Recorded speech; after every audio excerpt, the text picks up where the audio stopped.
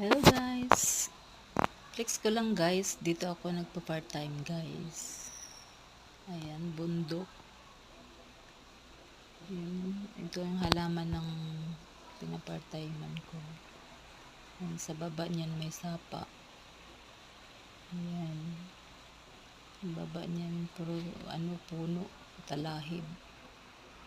Ayan, pero ang ganda ng mga bahay dito guys, kahit probinsya na siya, pero ang lalaki ng mga bahay. Kala mo walang bahay kasi puro kakahoy yan, puro damo. Pero ang ganda ng mga bahay dito. Yung mga gate. Diyan ako dumadaan guys pag bubaba. Papunta dito sa pinapartayman ko. Diyan. Yan guys. Thank you for watching guys. Flex ko lang guys.